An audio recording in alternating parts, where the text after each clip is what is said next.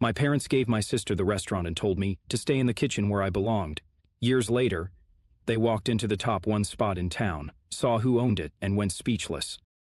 My name's Ethan Miller, I'm 26, and this is the story of how my own family betrayed me, then lived to regret it. For as long as I can remember, my family has owned Miller's Steakhouse and Grill, a well-known American restaurant in our city. It's the kind of place where families come for birthdays, where business people take clients, and where locals go when they want a really good steak. As for me, I loved cooking. Not just in a casual, oh, I like to make dinner sometimes way. I lived for it. I wasn't officially hired at the restaurant, but from the time I was a teenager I spent every free moment in the kitchen, not because I had to, but because I wanted to. While my sister, Olivia, was out shopping or talking about her latest business ventures, which never lasted more than a few months, I was in the back, shadowing Chef Marco, our longtime head chef. He wasn't just some guy flipping burgers. Marco was an artist. He had trained in some of the best kitchens in the country before coming to work for my dad, and he saw something in me that my own parents never did. "Kid, you've got a real talent," he'd say, handing me a knife so I could practice my cuts. By 16, I could grill a perfect medium-rare steak just by touch.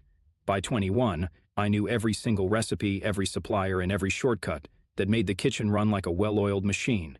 Did my parents care? No. To them, I was just playing around in the kitchen, while Olivia was the serious one, the responsible one, the future of... And then, one night, they proved just how little they thought of me. Flashback, the night everything changed. It was a Sunday, and we were all crammed around our small dining table. Me, Mom, Dad, and Olivia. "We've made a decision about the future of Miller's," my dad announced, setting his fork down. I straightened up, my heart pounding. This was it. Finally, they were going to acknowledge all the hard work I'd put in. "We're handing the restaurant over to Olivia," Mom said with a proud smile.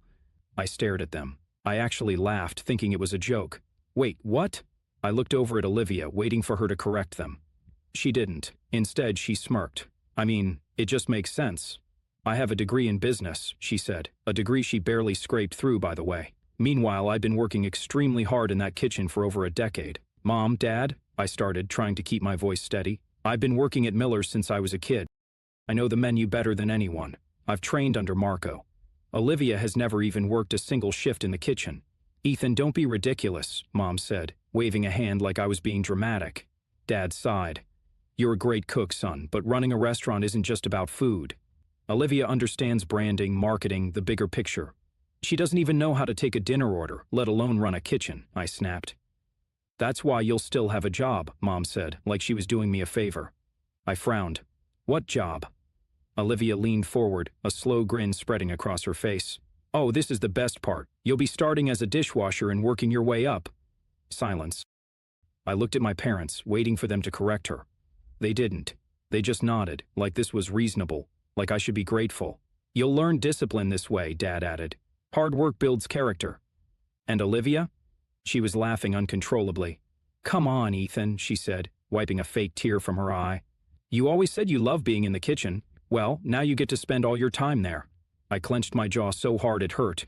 They really thought I was nothing but the help. I took a slow breath, forcing a smile. "Thank you," I said. "I'll make the most of it." And I would, just not in the way they expected.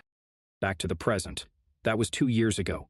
2 years of Olivia running Miller's into the ground, messing up orders, firing good staff, raising prices while shrinking portions, and driving away the regulars who had kept us in business for decades. 2 years of my parents still pretending she was some kind of genius while I scrubbed dishes in the back. What they didn't know? I had a plan. The day I walked out of that kitchen for good was the day I started building something that would make them regret every single decision they made. So Reddit, you wanted to hear what happened next? Buckle up, because this is where things start getting really good. The reality of working my way up. After that dinner, I convinced myself to stay at Miller's Steakhouse, just to see how bad things would get under Olivia. Spoiler alert, it was a disaster. The first week alone, she fired 2 of our best servers because they didn't respect her authority. By the end of the month, she had switched to a cheaper meat supplier, jacked up the prices, and pissed off Marco so much that he almost walked out. And me, I was scrubbing dishes, pretending like I wasn't watching the entire ship sink in real time.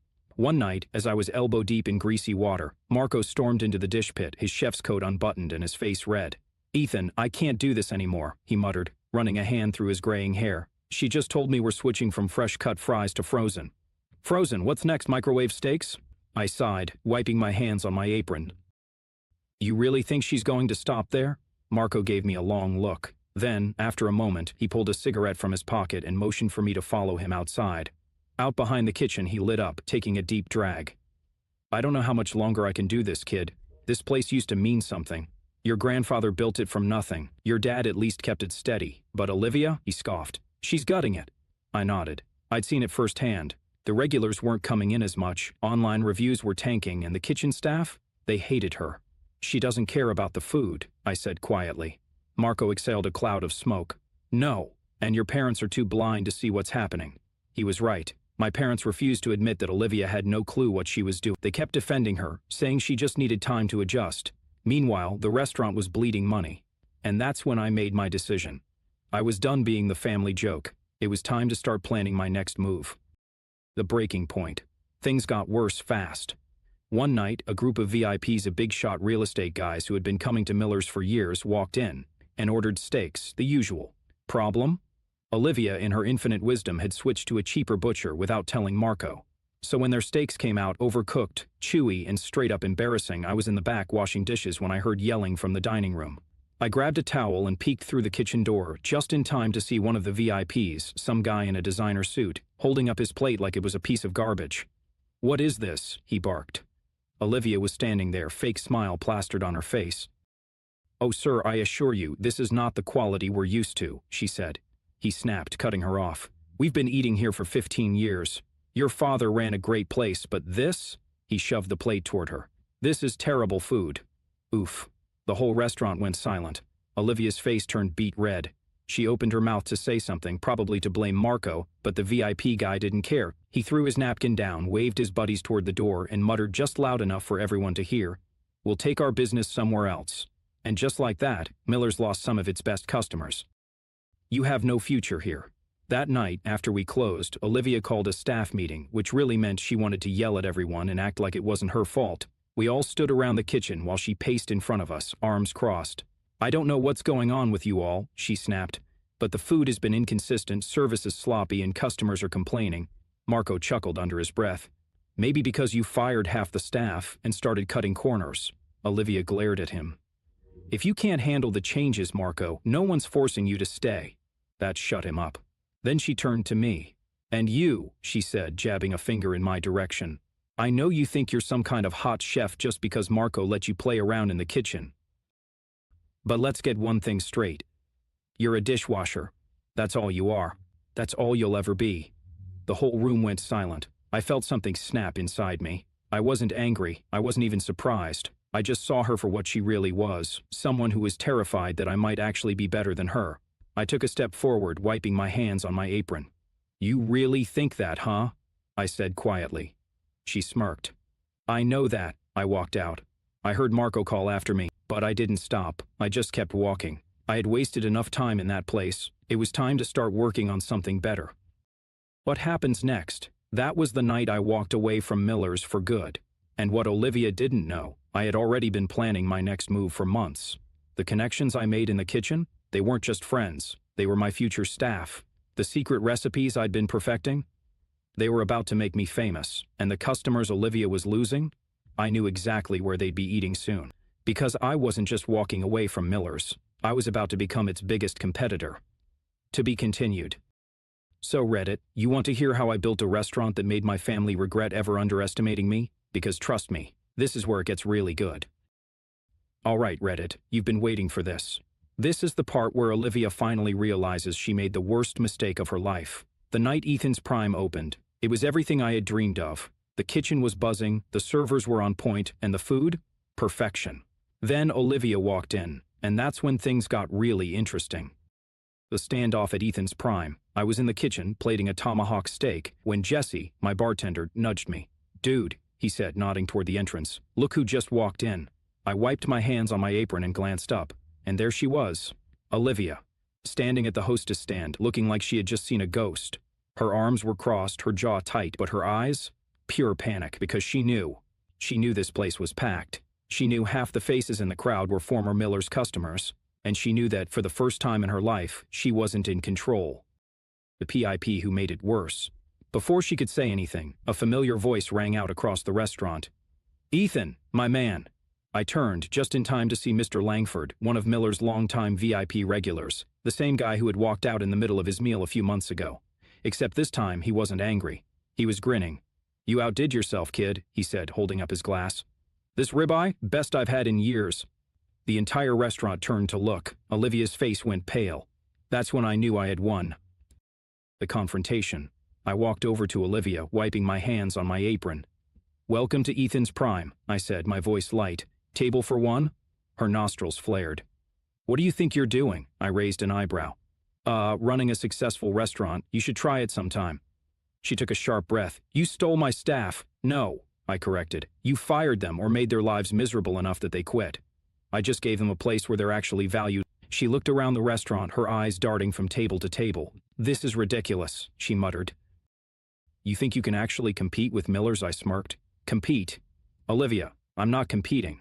I'm winning," she scoffed. "This place is just a fad. People will get bored. They'll come back to Miller's."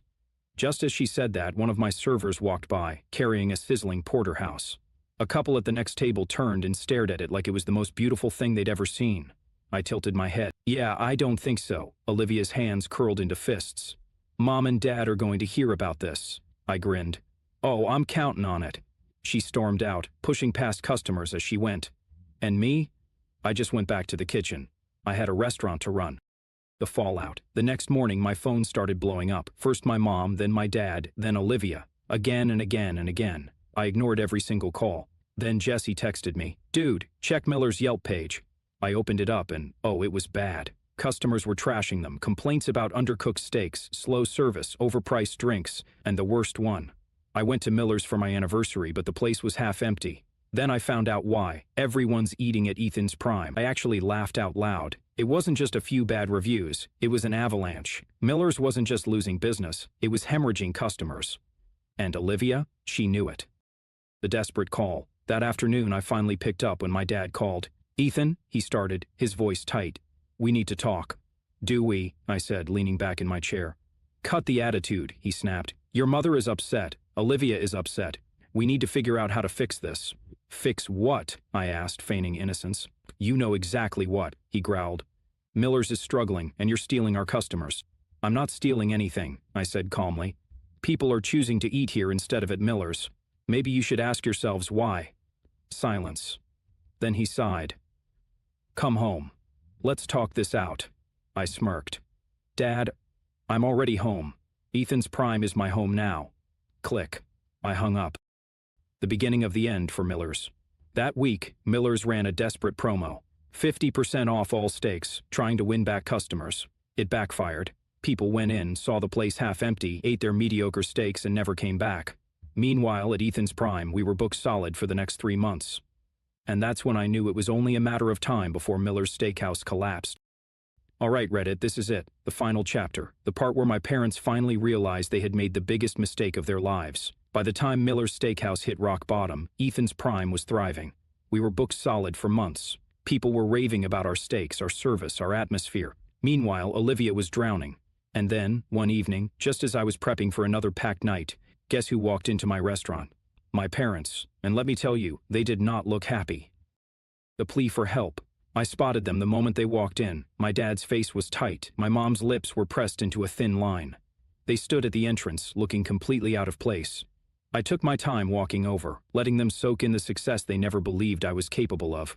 "Table for two?" I asked, my voice calm. My dad exhaled sharply. "Ethan, we need to talk." I raised an eyebrow. "You can talk while you eat. I hear the filet mignon is excellent." My mom crossed her arms. "Don't be difficult, Ethan." I smirked. "Oh, I'm just following the family motto, Mom. You know, work your way up." Her face flushed.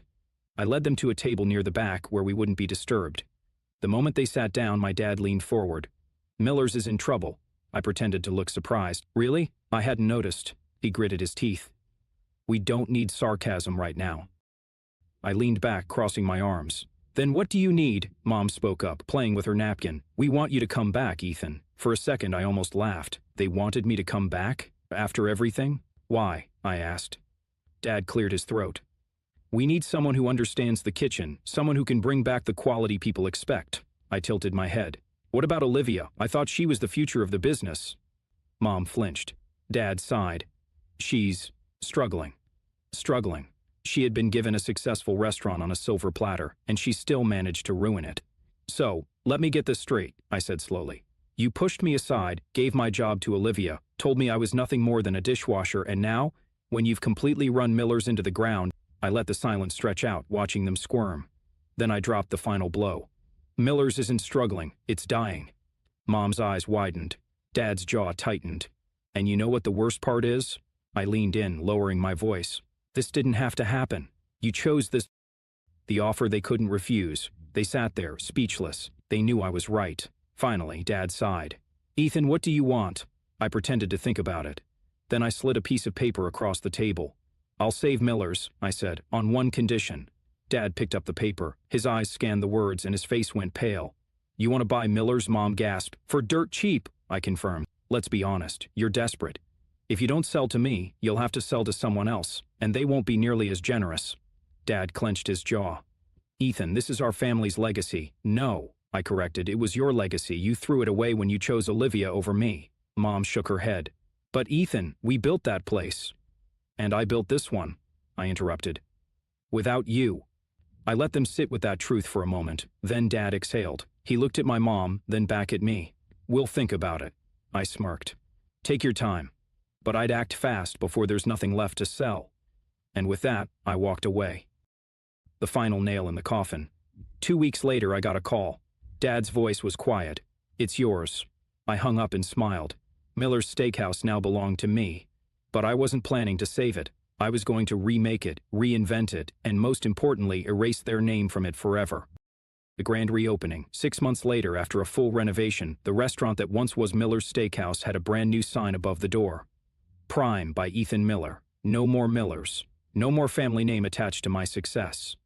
The night we reopened, the restaurant was packed, and the best part? I spotted Olivia standing outside, staring up at the sign. I walked out, crossing my arms. She turned to me, her face unreadable. I don't get it. You had everything you wanted with Ethan's Prime. Why take Miller's too? I smiled. Because it was never about taking it. It was about proving I was always meant to run it. She swallowed hard. For the first time in her life, Olivia had nothing to say, and that was the sweetest victory of all. 1 year later. It's been a year since I took over. Ethan's Prime is still thriving. Prime by Ethan Miller is one of the hottest restaurants in the city, and Miller's Steakhouse? A distant memory. My parents? They moved to Florida, quietly fading into the background. Olivia? She tried to start a consulting business, but let's just say no one's exactly lining up for her advice. And me? I finally have what I always wanted. Not just a restaurant, not just success. I have respect. I have the last laugh. And let me tell you, Reddit, it tastes better than any steak I've ever made. And that, my friends, is how I went from dishwasher to restaurant owner while my family watched their legacy crumble.